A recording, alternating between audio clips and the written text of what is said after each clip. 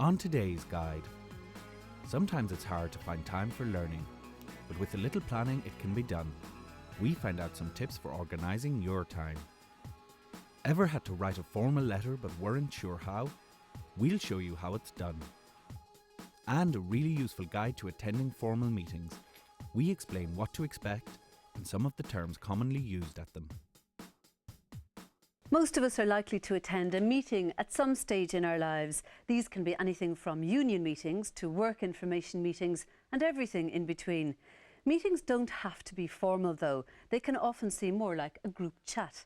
Think of family meetings to decide where you're going on holidays, or a group of friends meeting in the pub to organise a soccer match.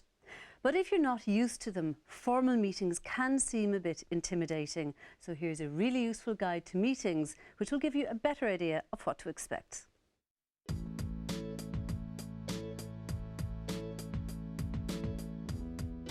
Most of us at one time or another will attend a meeting. A meeting is when two or more people come together for the purpose of discussing a topic. Well, as a parent, I would attend meetings in my children's schools. I'm chairperson of a board, so I would attend board meetings, and also as part of my daily work, we would have team meetings on a regular basis. I've been to a lot of meetings. A lot of them be work-related or professional, and then there'll be some trade union meetings in my trade union branch, that kind of thing. Jerry Brennan, branch organiser for SIPTU taxi drivers in Ireland, has been to more meetings than he cares to remember. Some meetings will be very frequent. You'd have one once a month that would be dealing with repetitious issues. You could have AGMs which happen once a year, and you give a general consensus of what's happening throughout the year since your last AGM. You then on other occasions may have an EGM, which is an extraordinary general meeting. That would be called for a specific purpose if you had a particular issue that needed to be dealt with and that you had to deliver information to your members and take information back from them. So who are the main players at a meeting? You usually find the president or chairperson, who is in charge of the meeting, a secretary who makes sure everything is organised, and a treasurer who is responsible for finance. Well, I'd like to open this discussion and expand. The president or chairman would open the meeting. He will introduce the top table. He will start the meeting. He will then introduce the agenda, which your members would already have received. You should get an agenda ahead of time. The agenda usually tells you the location and time of the meeting. So this meeting is on the 21st of February at 3 p.m. in 2 Kilmore Road, Artane. The agenda will also tell you what will happen during the meeting. Topics for discussion at this meeting include health and safety, early retirement, professional development, and new employment legislation. Whatever the size of your meeting, the key to making the most of it is to be prepared. I had a quick look at the agenda earlier, but I don't know if you had a look. It is good to talk through what may be discussed in a meeting with a fellow group member so that you know exactly what is involved. If you have any points that you'd like to make, it is good practice to write them down. Okay, right, I'll see you tomorrow. Okay, great. See you later, bye. Bye. Hiya John, how you doing? Sean, how are you? I'm really sorry, someone's come up today. I can't make the meeting. Do you mind taking notes in the meeting for me? Yeah, that's no problem. I'll send them on to you tomorrow, okay? That's great, thanks a lot. Bye John, bye. When you attend a meeting, be prepared for some unfamiliar terms, including minutes, which are the written account of what happens at a meeting, and motion, which means the raising of an issue for discussion or vote. It is important to listen to what is being said while summarising the main points into a bulleted list for your friend. I just wanted to ask, what's being done to promote the safety of taxi drivers against drunk and violent customers? That's a very good question, because it's a very real issue. If you feel that the answer that you're given is not the answer that you're looking for, then ask the question again. Ask it in a different way. Tease the question out.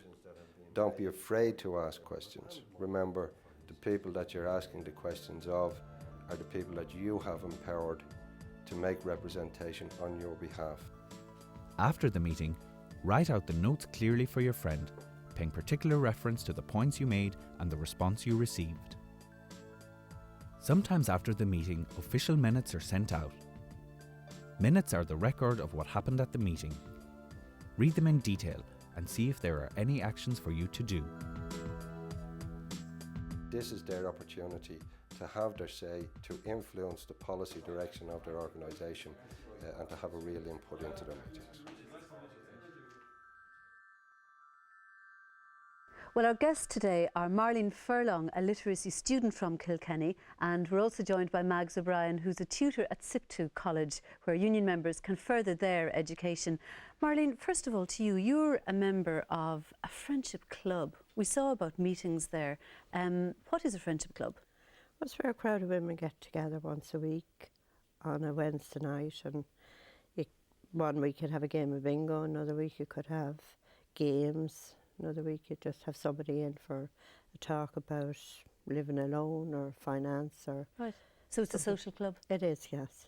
In a more formal way then, you're also on a committee, aren't you, of the literacy scheme at WordAid? Yes, WordAid Students Committee. So would you have to go to meetings? We would about every 2 months, every 3 months. Right.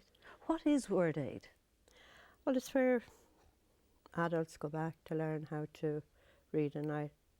I had a problem with spelling, and I went back. This is my second shot at it, but yeah, I've done very well this time at it. And it's a great help, is it? Oh, it's How do they amazing. do it? Well, I do one-to-one.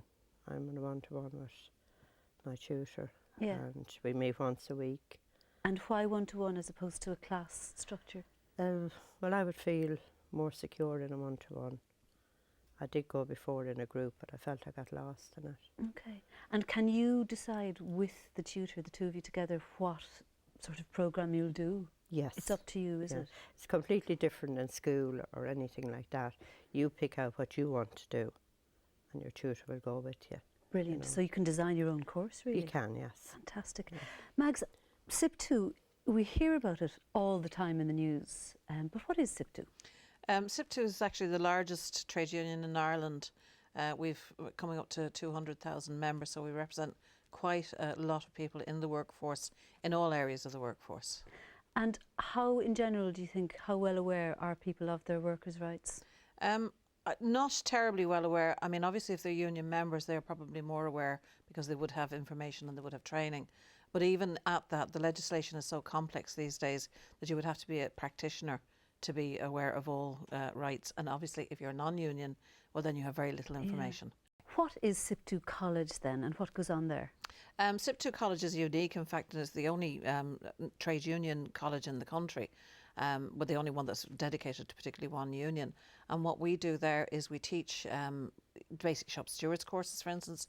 We do courses on pensions. We do courses, very importantly, on health and safety and labour law. So our shop stewards then are capable in the workplace of actually helping people with these issues. Brilliant. And there are literacy courses as well then, are there? We have literacy courses that are run out of Liberty Hall, and we have group courses and we also have one-to-one courses.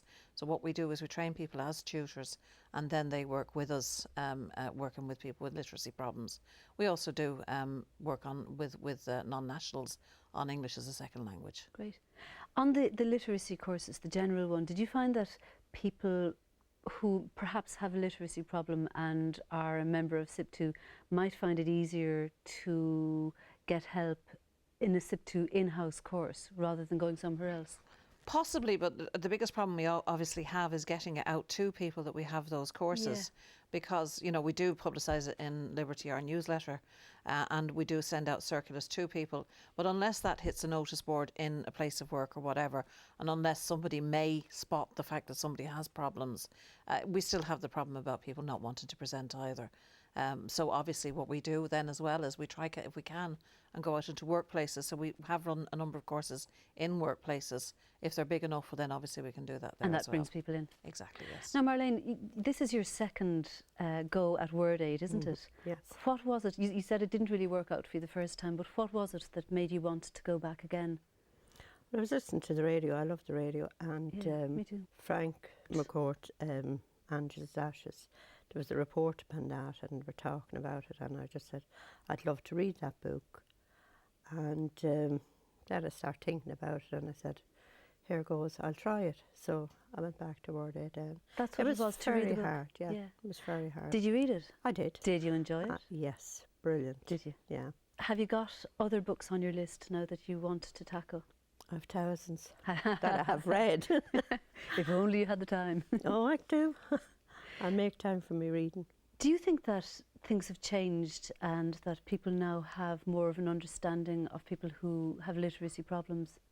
Yes, I think post office has big time and banks have. Before I'd be afraid to go into a bank, or if I had a problem, if I had to ask questions in the post office, I'd be very nervous. Yeah, understandably. Yeah, but now there's a lovely guy at home and I could go to him about anything, and I just said it to him one day that I had a problem about spelling. Some words, yeah. And he just said to me, never worry, just come on to me. And brilliant. Mags, do you think with people writing formal letters, I know that in SIPTU you'd have to write them on behalf of members a lot, but do you think writing formal letters is daunting for people?